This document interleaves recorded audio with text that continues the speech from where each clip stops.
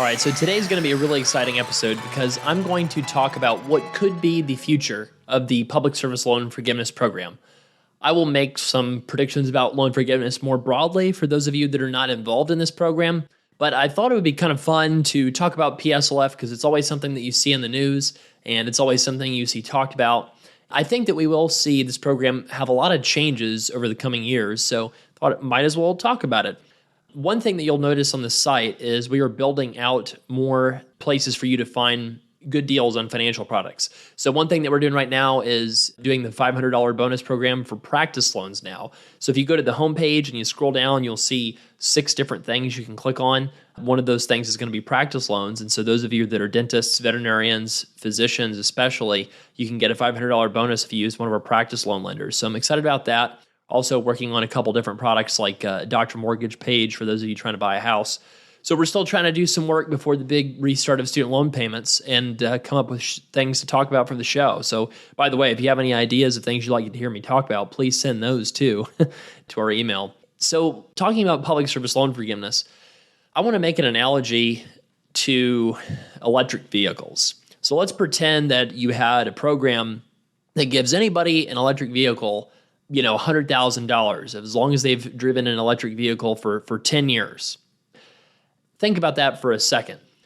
You've got a lot of electric vehicles on the road today, a whole lot. Like seeing a Tesla is not that uncommon. I even see like a Nissan Leaf at the grocery store sometimes. My neighbor has a Chevy Volt. So you really see a whole lot of electric vehicles on the road today. What about, though, proving someone that had driven it 10 years? A lot of people have the right kind of vehicle today to get this hypothetical $100,000 benefit, but very, very few people had the right kind of vehicle 10 years ago to get this special benefit. Now, some people that have hybrids might make the argument, hey, my vehicle's electric. Well, sort of, but not really fully. And so that's kind of the analogy of those of you that are familiar with PSLF. That's kind of the analogy that kind of exists with this program, right? You've got a lot of people have the right kind of direct loans now, but very few people, because of the way the program was designed, had the right kind of loans 10 years ago. So remember, the direct loan program was really only an option for graduate students starting in 2010. And to get anything forgiven with public service loan forgiveness, you need to have a payment that's 10% of your income that's less than your standard tenure plan. Well, if you're graduating with a $30,000 type balance from undergrad only, and you're coming out making $50,000 a year, like most people do, with your prototypical undergrad person with a degree, by definition, your income-based payment is probably going to be the same amount as the standard tenure plan. So you're going to pay that off in full over 10 years and not get anything forgiven. So the only people that really had direct loan access back before 2010 were undergraduates. And because undergraduates have very strict limits with what you can borrow on the Stafford loan program, very, very few people, if at all, if anybody, really qualified. And in fact, the only people that really would have had to have enough of credit on direct loans to qualify, you either basically had to make almost nothing, and be fully employed, which is kind of hard to do over 10 years, or you had to have done like a 1-year master's degree in 2010, which those exist, but how many super expensive 1-year master's degree programs are there out there? Not that many. Most of them are 2 years. So if you had the right kind of loans in 2010, you'd have to graduate maybe in 2 years, that's 2012, add 10 years, that's 2022. You can have consolidated the loans and got a direct consolidation loan, but the first people that did that were really the med school class of 2012. Those people started getting maybe the right kind of loans over time, 2008 to 2012. So, those are some examples why so few people qualified 10 years ago with having the right kind of pure electric vehicle that they drove 10 years, right? To use that electric vehicle analogy again. Now, if you ask how many people will have driven an electric vehicle for 10 years, like 10 years from now, it's going to be exponentially larger, right? It's going to be way, way higher. Same thing is true for PSLF approvals. We're really seeing a whole bunch of people already get forgiven, and it's going to get more and more and more. And if you look at the reasons for why people get denied, it really kind of makes a lot of sense as to why it's happening the way it is. And it's also going to make sense about why you have not a lot to worry about. The most recent data, and this is sort of why the media reports the way that it does, is from April 30th, 2021. So kind of what happened is I mean, regardless of who controls Washington, like the way government programs run themselves are always a giant mess, right? I mean, if you look at like the tragedy unfolding in Afghanistan right now, one of the biggest problems was just bureaucracy that didn't approve like our Afghan allies for months or years at a time, right? And then suddenly we have to do it all in a couple weeks, and then government was just not built for that. So to use a less serious example, like public service loan forgiveness statistics, April 30th, 2021 is the last time they put out a report. We're in September and they haven't released a report in several months. So you'd really have to ask yourself, do the people in the Department of Education, do they just sort of sit around all day and go to lunch and not do very much work? I mean, you sure as heck have to wonder. I mean, same thing as to why they justified extending the payment and interest freeze till January. This past go-round, they sort of said, well, we don't have a plan in place. Well, it's like, well, you issued the freeze again, a 9-month freeze back in January, and you're just now admitting you don't have a plan in place. Well, the reason they don't have a plan in place is because, the Biden administration did not get its key people in the chairs at the Department of Education until very recently. Why was that? Well, a lot of different reasons, but one of the reasons was one of the members of his own party, Senator Warren, held up the Undersecretary of Higher Education, I think his name is James Kval, and kind of held his appointment up to get unspecified reforms in the student loan program. That's obviously going to prevent an effective repayment start plan to take place. That's one thing that I'll point out is like when you're looking at government student loan reports, they're always late, they're always way behind, and you're always looking at data that's old. And so whenever you're saying, X% of people have been approved, well, that's kind of far back in time already. Let's look at the different form results, the latest form results of like what was processed, what was approved, what was incomplete, and why. So I'm reading these percentages out of 100%. So out of all of the recent submitted employer certification forms, 43% of them were straight up approved. Okay. Now that's not as bad as it sounds because 37% are still being processed. So this is like the recent batch of 300,000 forms that was submitted. Now about 20% of them, so 1 in 5 of them were rejected. So you might say, well, that's still pretty high. But 1 in 5 of them were rejected. Why were they rejected? In almost every case, it's because the folks submitting them did not use the PSLF help tool. So the PSLF help tool is this thing that matches the employer identification number with the full database of all the employers that any borrower has ever been approved for with the PSLF program. So at this point, they have tens of thousands of different employers that they have certified as being qualifying employers. And if you go to the studentaid.gov/PSLF site, you can look up the employers by EIN number to verify if the employer that's listed on your W-2, if you look them up by EIN, to see if they're already a qualifying employer for PSLF. Now, because this is a government bureaucratic program, what happens? People don't do that. They just submit it. They call Fed Loan Servicing, and Fed Loan is like not that helpful. And so people submit these incomplete forms, and so that's one problem. But, just know that one of the big reasons forms don't get approved right now is not because of any kind of bad program design at this point. I mean, the main reason is just maybe folks kind of put the EIN number in incorrectly, or they put in a employer that isn't qualifying, right? I mean, if you are trying to qualify for forgiveness, you're going to go ahead and take a shot, even if you might be, a marginally qualifying case. You might not qualify by the rules, but you might try anyway just to see, right? Now, I do think that also another reason is a lot of times employers forget to sign the forms. Borrowers forget to sign the forms. I know when I used to work at a financial institution, a huge percentage of the transaction requests had to be rejected simply because people forgot to sign the form, and you're not legally allowed to process it unless somebody signed it. Big mess. Shouldn't be this way. I do want to say I do need to demonstrate more empathy for you folks that are going through this program because it is a mess. But I am pushing back on this narrative that PSLF program is broken and it has to be totally overhauled. We need this major reform. The PSLF program is for people that are recent graduates is working absolutely fine. It's really the folks back in the day that graduated that had the wrong kind of loans, and those people did get screwed over. So there could be a change that would be really nice to see for those folks. But for anybody that's graduated after 2014, you're golden Because if you graduated after 2014, for the most part, you're going to have the right kind of loans no matter what you did. You're going to have direct loans, and all you had to do was sign up for an income-driven plan. And as long as you were signed up for an income-driven plan and making payments, then you're going to be good to go. Now, there's some exceptions, obviously, but in general, most people after 2014 are doing fine. Well, what's 2014 plus 10? It's 2024. And 2024, guess what? That's the next presidential election. So that's one thing I'm going to say is I think it's going to be a pretty big campaign issue for reasons that I'm going to explain in a second. Now, why not make this process a whole lot easier? Why should there be such a hard time getting these approvals? Well, think about what would happen if Federal Loan Servicing gave out a lot of qualifying forgiveness to people that the program was not supposed to be giving that forgiveness to. So that would be a major mistake. They would get in a ton of trouble. Now, you could say that if you're pro student loan cancellation more broadly, then that would be kind of a good result, right? Like accidentally forgiving more loans than the program rules say you should.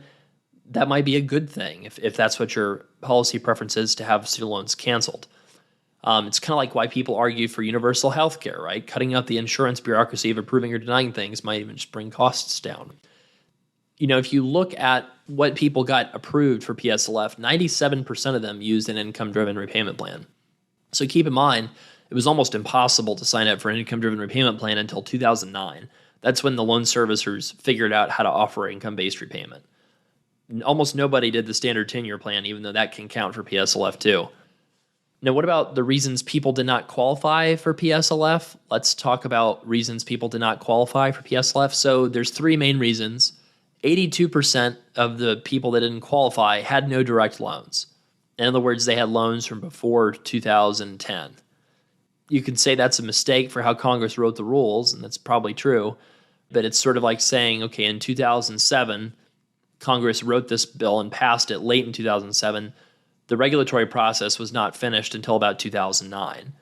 2009 is when this program got created. While you would hope that that would be done the right way, it's sort of like, you know, Medicare or Social Security. Like, if it was sort of passed, like, are you going to get full benefits the next year? I mean, possibly, right? But that's kind of like, you know, the program should have been written better, but it wasn't. But who is on PSLF? So 82%, again, of people that couldn't qualify didn't have direct loans. 14% did not have 120 months at a qualifying employer. 82% didn't have the right kind of loans. So the vast, vast majority of people getting denied are people that had loans that existed before the program was even created. I'm not saying that those people shouldn't have forgiveness. It's not what I'm saying. What I'm saying is to say a program's broken when the vast majority of people that are not qualifying for PSLF right now had loans already existing when the program got passed. That's kind of not fully honest when people report that. So 14% said that they didn't have 120 months at a qualifying employer. In other words, people didn't have the full 10 years of credit yet. So 96% of people either didn't have 10 years at the qualifying employer or didn't have the right kind of loans. And the last major reason, 4% just used the wrong repayment plan. They signed up for the extended or the graduated, and they should have signed up for income-driven repayment. So the temporary expanded public service loan forgiveness program, that only helps out the 4% of people that use the wrong repayment plan, that had direct loans, that had 10 years at a qualifying employer. So that's why the TEPSLF program is a failure, because Congress did not want to put a lot of money behind it. And how do you pay for a program when you don't want to put a lot of money behind it and not make it sort of a rush to see who can apply first, like it was with the PPP program in the first round? Remember how all the really big businesses were the ones that got approved and everybody that was a smaller business kind of got left out? So how do you create a program that's not like that? Well, you make the eligibility rules super, super small. Same kind of thing with PSLF, right? How do you pass a bill that's really expensive and not have it have a big upfront cost? Defer the benefits past the 10 years for budgeting requirements. It's kind of messed up because, you know, I think it would be better for the country to actually have to honestly admit what certain things would cost and don't cost and everything. It's kind of like both parties do this, right? They like make programs where the benefits are like longer than 10 years into the future without paying for it because the budgetary rules only require you to like look at the costs for the first 10 years. So that's kind of probably, in my view, like why something like the Public Service Loan Forgiveness Program got passed in the first place, is because they didn't look and see how expensive it was going to be, because they didn't forecast, more than 10 years into the future because of budgetary rules. This is the good news for people going for PSLF. There are a ton of people that are getting PSLF in the future. 1.25 million borrowers have already been certified. 1.25 million borrowers. That's $123 billion of outstanding student loans. And we know that graduate school borrowers, are disproportionately likely to get forgiveness, like the people listening to this podcast, because $1 in $2 of student loan debt now is from graduate school. So out of 1.6 or 1.7 trillion, about half of that, about 800 billion, would be from graduate school. And out of that, we would assume that graduate school borrowers would be probably disproportionately likely to work for nonprofits or the government, because the nonprofit or government sector tends to require higher education more than just any job in the economy overall, right? You could say maybe about a third of graduate school borrowers, I'm just pulling a number out of my hat, but might be qualifying. So you're at least at $250 billion that is eligible for PSLF, and that's just among graduate school borrowers. Undergraduate school borrowers could potentially benefit too, but the path is a lot harder because of the way the program's written. And that has implications for what kind of changes I think we'll see for PSLF that I'm going to talk about in a second. So only about 5,000 borrowers have received PSLF so far. Back when I first talked about this, it was only about 100. So we've gone from 100 to over 5,000 in about a year and a half. That's pretty good. That's exponential approvals, right? And so I think when we do this episode, maybe in another year and a half, that 5,000 will probably be more like 50,000 or even 100,000. So why do we think that the exponential approvals will be so high? Well, remember why people got denied. 82% of people that got denied just had the wrong kind of loans, FFEL loans. Take all those people getting denied and then take that issue away as those loans age, and people had the right kind of loans just by default, right? So the class of 2014 for a 4-year med school program is the first group that will have all those loans in the right status just by default. For law school, it's going to be the class of 2023 because they started in 2010, graduated in 2013, 10 years of credit. For master's programs, 2-year master's programs, that's 2022. And remember that the reporting is going to be lagged because of the nature of government statistics. They're generally old reports when they finally come out. If you add in all the folks, too, that are getting forgiveness with income-driven plans outside of PSLF, we're probably on track for $500 billion in student loan forgiveness already. So that's about a third of the total. So canceling $50,000 of student loan debt, if they did that, which I don't think they will for reasons I've talked about, but if they did, that would really forgive probably 98% of student loans with a combination of existing programs, and if they did that. Now, the general bipartisan consensus over time has been that the middle class would pay for student loans or pay for school by taking out student loans, and the working class would get Pell Grants and mostly go for free. So having a disproportionate share of student loan forgiveness go to people with graduate degrees will cause political problems longer term. Where are Democratic politicians struggling at the ballot box right now? It's with lower educated voters. Now, you might say Republicans are struggling with educated voters. So Republicans might have an incentive to offer more kinds of student loan forgiveness programs to try to attract those voters. Democrats probably need to do more to attract like lower level educated voters. And I think that, you can see the impact going up the stack on degree levels too. Bachelor's degree holders support Republicans more than graduate school degree holders. High school voters support Republicans more than bachelor's degree holders. That's been kind of the political pattern, right, since 2016. Who knows if it holds? But so what is going to happen when you have a lot of this benefit at least flowing to the people with the highest levels of education? So that's kind of where I think we'll see PSLF change in the future, is you have two paths, right? One path is what I think would happen with the Democratic Party, which is let's just expand the program. Let's just expand PSLF. Let's just make it accessible to more people. So something like that would be, you get 50% forgiveness over 5 years, or, you get some sort of more generous program for people that are making more moderate incomes. Congress likes to talk about PSLF in the context of firefighters, nurses, and teachers. Why is that? It's because those three professions are very politically I guess you could call them attractive professions, right? In the sense that they are middle class, there's a lot of them, and people always think good things of firefighters, nurses, and teachers. People tend to not think of any of those professions as being quote unquote greedy doctors. I'm sure you've heard that before if you're a physician or a dentist, right? Or a greedy lawyer. Sometimes people have those unfair perceptions. So I think that that's one path, is just expand the programs, expand forgiveness. I think that Republicans would be okay scaling back PSLF. So they certainly want to scale back PSLF, but they might trade scaling back grad school benefits with expanding benefits for lower income or lower level educated voters, because that's more their base. It's hard to see Congress not capping borrowing limits at some point, because if you think about the cost of this, how does this play out? The programs are going to keep getting more and more expensive. Schools are going to keep raising their tuition 5% every year. You're going to get more and more bad headlines outstanding about, how much is being forgiven and how it's disproportionately for higher income people. You're going to see, I bet you the Wall Street Journal at some point is going to do a story of some physician that's made $2 million on stock trading and day trading cryptocurrency who owns a house in South Beach that drives a Tesla that got $500,000 forgiven via PSLF. I actually know a couple of physicians like that, but I'm not going to give their information, obviously, because it remains confidential. But eventually the Wall Street Journal is going to find somebody that they can profile, or any kind of outlet that tends to lean against government programs or sort of be right of center in their news coverage, right? And you'll see more critical coverage of PSLF in the future, 100%. Like, you will absolutely see headlines that are going to be less than complimentary of public service loan forgiveness. There's no question about it. Same thing with taxable forgiveness in the 20-year kind of version of the pay-as-you-earn type program. You're going to see a lot more critical coverage. When is that going to happen?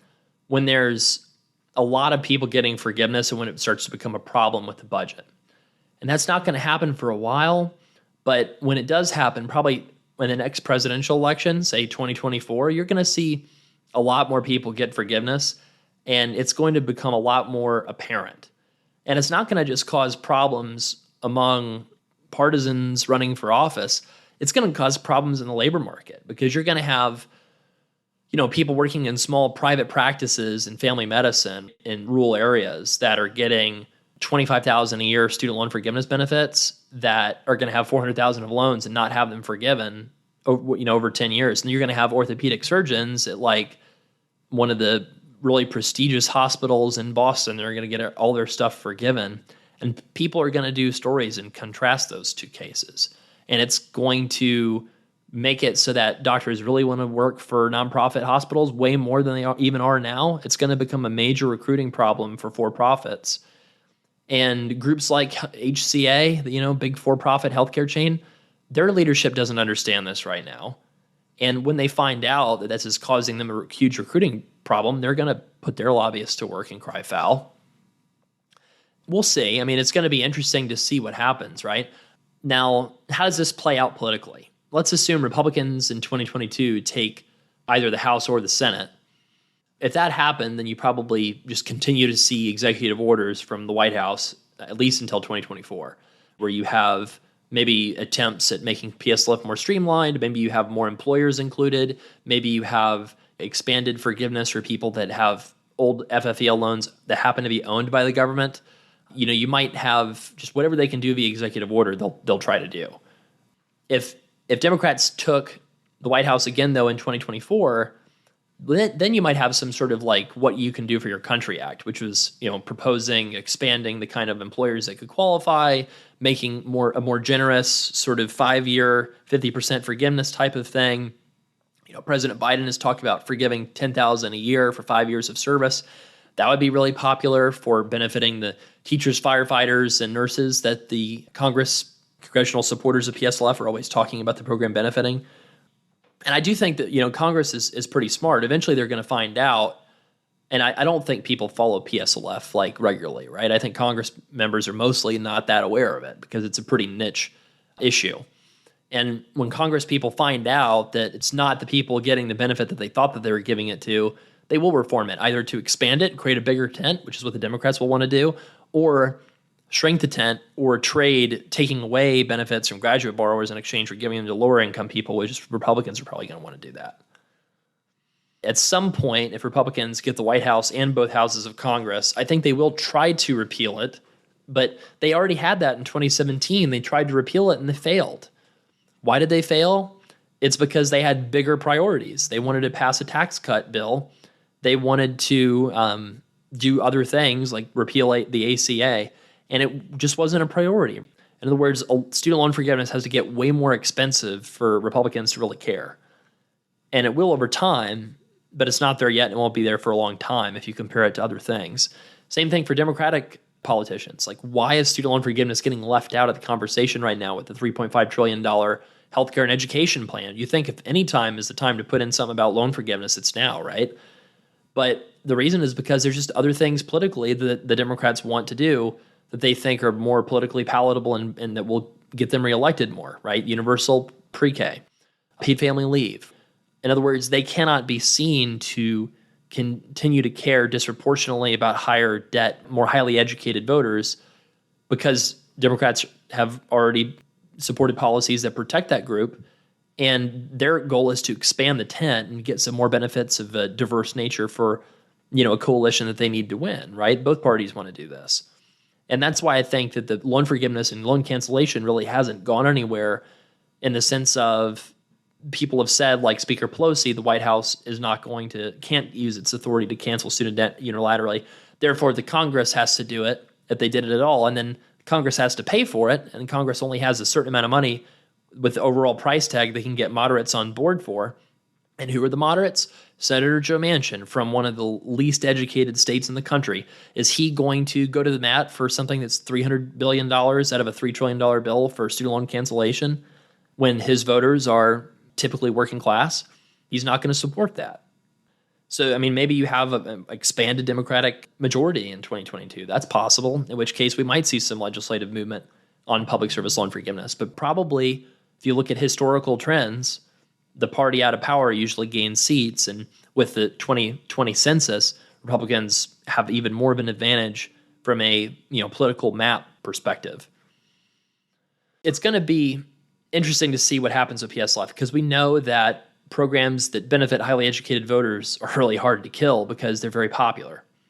Programs where people disproportionately vote, that benefit people that disproportionately vote, those programs are hard to kill. Medicare, Social Security, two of the most expensive programs we have by far. Why have they not changed significantly?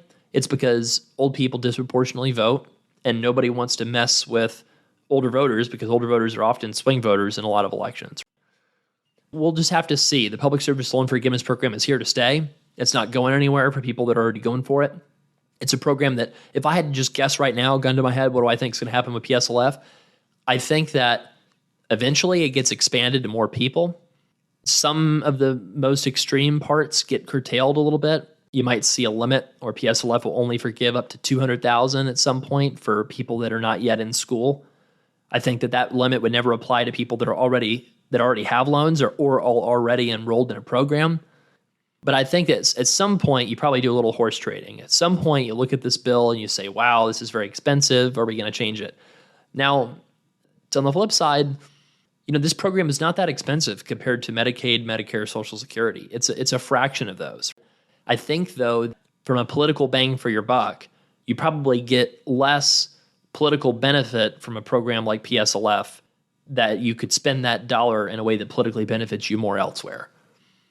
And how do you do that? Well, if you cap forgiveness for no more than $200,000, that doesn't hurt that many individuals compared to if you eliminated the program completely. So, for example, if you could cap the forgiveness, and I'm saying in the future, not for current borrowers, but if you could cap the forgiveness for people that would have more than $200,000 forgiven, and take all that money and throw it at a benefit for people that get $10,000 a year over 5 years forgiven, like nurses and firefighters and teachers, that would get you a lot more political bonus points if people knew about that kind of a program.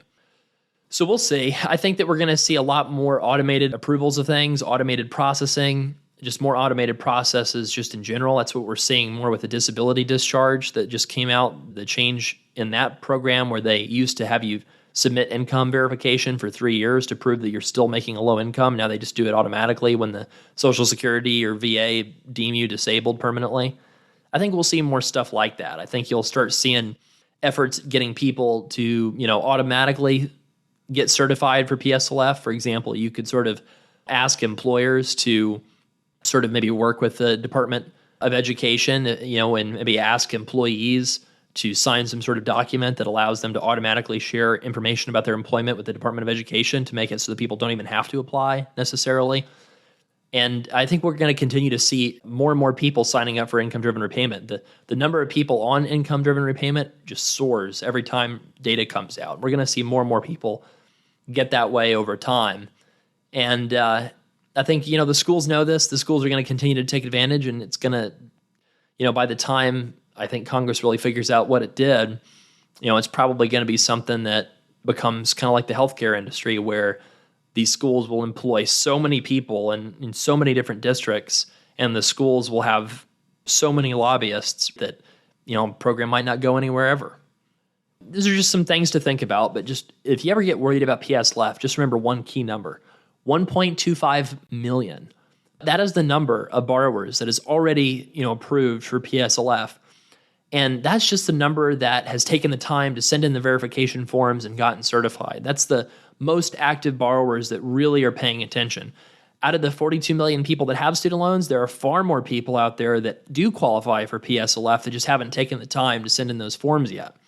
So eventually when that happens, that number is going to continue to tick up, and we're going to just see a cascade of forgiveness, which is going to be great for borrowers.